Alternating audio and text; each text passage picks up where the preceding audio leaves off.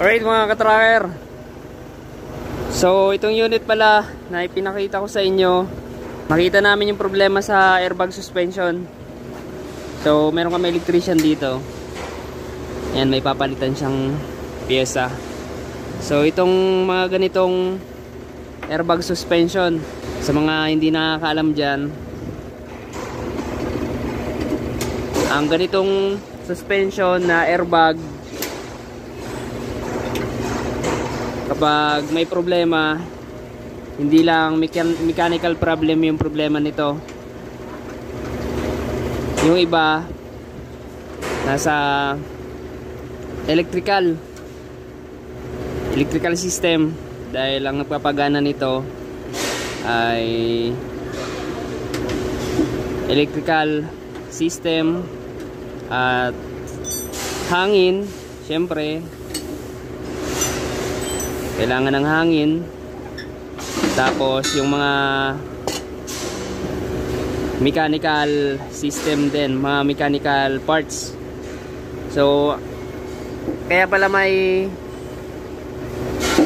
walang hangin yung airbag, yung ibang airbag niya, may problema yung magnetic. So ito po, ito yung may problema, magnetic valve. Ayan, papalitan namin yan.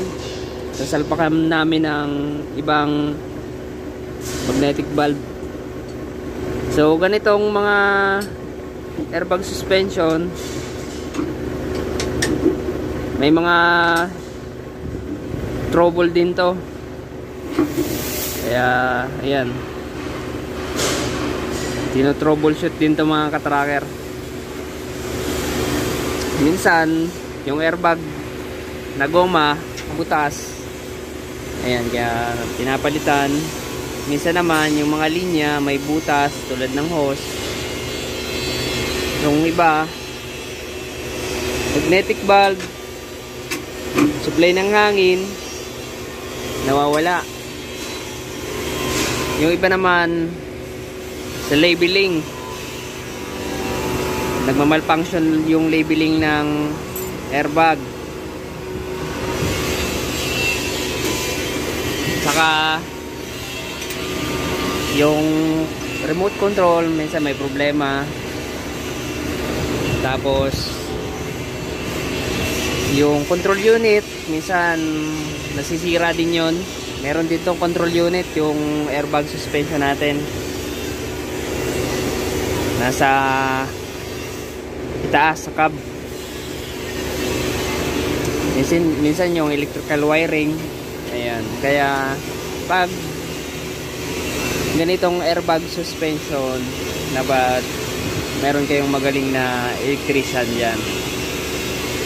Kaya yung iba hindi sanay na gumagamit ng airbag suspension, hinahanap talaga nila nakamolye. Kasi wala kang tutrubulin, lahat mechanical yung gumagana. So hindi masakit sa ulo, kaya mas preferred nila yung molye. Pero yung iba naman na may mga alam na, may magaling na mekaniko, magaling na electrician, so ito yung ginagamit nila, airbag suspension. Kasi mas maganda to, mas komportable, hindi masyadong matagtag. Kaya niya naman yung maximum capacity nitong truck. Kaya niya. Saka madali lang palitan to ng mga airbag. Ayan, tulad yan, madali lang yan, oras lang. Yan nga lang, minsan may nagkakaroon ng problema. Yung mga molye naman, once na nagka-problema, nabalian ng molye, ayun, malaking trabaho din. Kapag inayos, hindi lang isang araw yung gugugulin sa pag-aayos, kasi magbababa. Yung mga naka center bogie type lip spring, medyo mahirap yun. Pero madali lang i-trouble kasi lahat mechanical. So yun lang. Ito yung problema niya.